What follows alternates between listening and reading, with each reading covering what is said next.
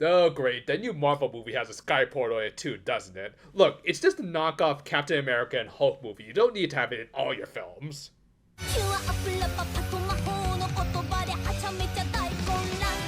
We opened this week at the Magic School, as based on that one vision they kept getting, the Mahou girls logically figured that Isle's next attack would take place there, based on the broken off piece of the main tower that the villain floated above. Thus, all of the teachers were on standby, including Soliciere from the All-Stars musical? Okay, that wasn't a character who was on my bingo card. Like, not only is she absent from the opening and ending sequences, but the Precure crossover films tend to have very iffy continuity, to say the least. Still, I guess I don't mind her being here. It's just a pity that we're not gonna get another bopping villain song out of her, as her VA was a celebrity guest. Of course, Batty was also there, and hopefully he'll have a bigger role in the show later, and will leave a stronger impression than he did in Boom Boonger. Meanwhile, the Mahou girls were waiting for the dad on the husbando side to act as a babysitter to their kid while they rendezvoused at the magic school. Of course, Hisui wanted to go with them, but they were trying to take every step possible to avoid that vision, not realizing that they were playing out the tale of Precurus Rex, and not just because Isle was obsessed with his mom. But yeah, on their way to the magic world, Mirai saw one more vision that likely took place during episode 49 of the original series.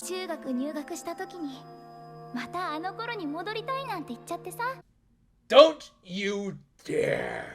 But yeah, again, they were really hammering in this whole theme of learning how to let go of the past and move on. I mean, I'm not saying the lesbian couple shouldn't be together, but as we'd see, some of that stuff just isn't always in the cards. Isle attacked, much to the Mahou girls' surprise, but again, they tried to avoid the vision as much as they could by wisely going with the pink diamond instead of sapphire, which even the villain pointed out. From there, we just got pure Yoshiyama Sakuga fest as they battled it out. I honestly wish I could show more here, but yeah.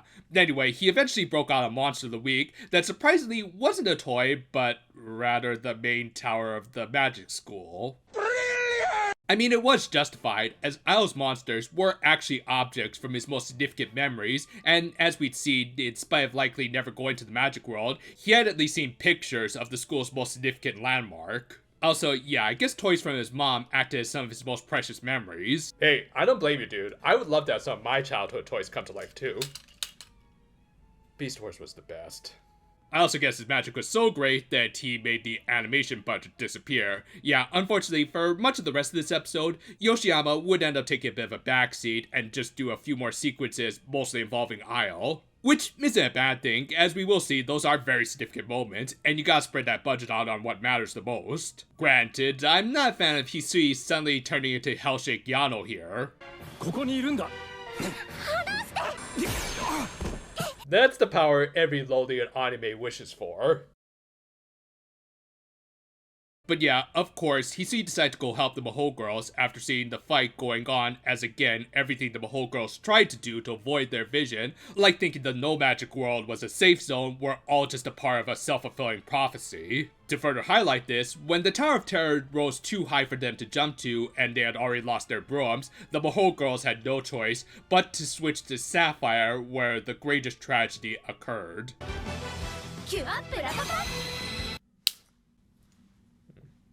Here's your end, Sapphire.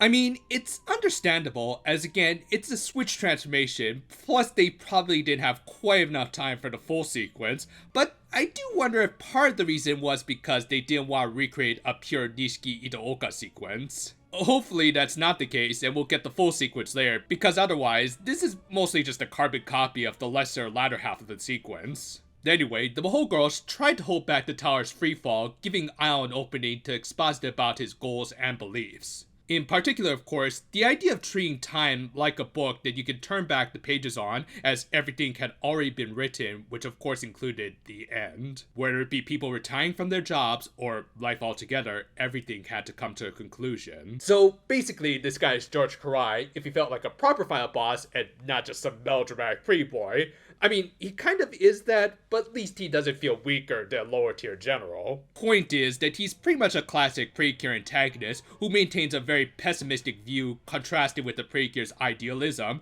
even though there was some overlap with our heroines, in particular how they might eventually have to go their separate ways again. Gee, heroes and villains sharing some deeper commonality.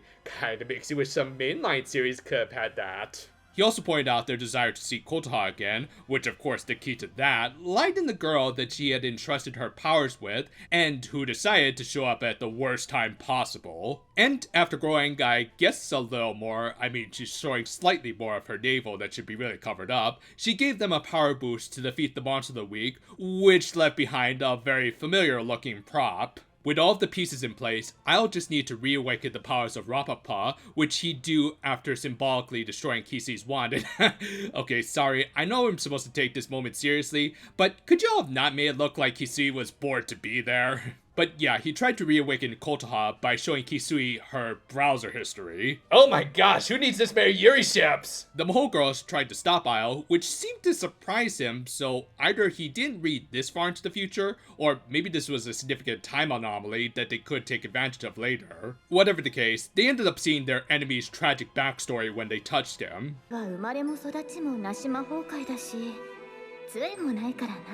Wait, so Castoria was Oberon's mother this whole time?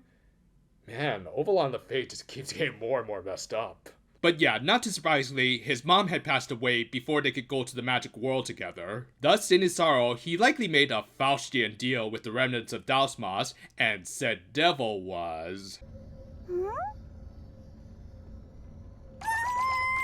Hey, it's like I said, the dog was the real mastermind this whole time. Granted, I didn't expect it to turn into a demonic version of Scrappy-Doo, which, yeah, why has that been a thing twice already? Though, unfortunately, they decided to not keep this awesomely nightmarish design that would make other doggo final bosses cry, and instead, it took on more of a Trieste design, because Toei really likes to have Yggdrasil be the final boss of their anime. Oh yeah, and Kotoha had switched out with Hisui, and somehow fit into her clothes because... Spandex. Spandex is your best friend. And that is the last time I will ever use a clip from that show. Anyway, it granted Isle's wish, which was to turn into a parking meter. I mean, I guess that's something that keeps the time if you pay it, but yeah, I guess we'll have to wait until next week to get some proper explanation, as the episode ended with the Mahou girls mourning the loss of their second daughter, ignoring that the first one was back. Well, that was a trip and a half that I want to get back in line for.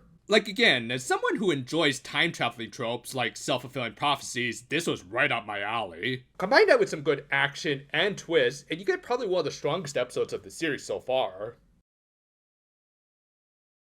One thing I low-key really liked about this outing was how the Mahou girls did make conceptually smart choices by trying to avoid their bad future visions, which would also explain why they avoided using Sapphire until this episode. It's just that Isle was way more genre-savvy, likely because he's read a lot of books and played Steins Gate. The twist of him creating a tower monster based on his memories of pictures of the magic school was pretty brilliant, and led to an overall really good fight this week, in spite of some obvious budget cuts that were allocated to his evil grin. But yeah, seeing everything going according to Keikaku for him was a great moment, and a good twist of Scrappy turning out to be Yggdrasil. Granted, I have no idea what happened to it and Isle by the end, but that's the idea of stingers, isn't it? And with the return of Kotoha, things will likely take a lot more interesting turns from here on out, but for now, this is still a really good episode with plenty of twists and turns of its own, great animation, and more time travel fun, which always satisfies me. We seem to have reached the end of Isle's book, so let's just see what sort of epilogue the Mahou girls can write for themselves. Thanks for watching, and if you don't want things to just end here, well, you can check out some of our other videos that are coming out in the following days. As always, be sure to check out the Idol Precure review coming out tomorrow, as well as maybe some other stuff in our backlog if you have the time. And until then though, for now my friends, and what did I tell you about overused catchphrases?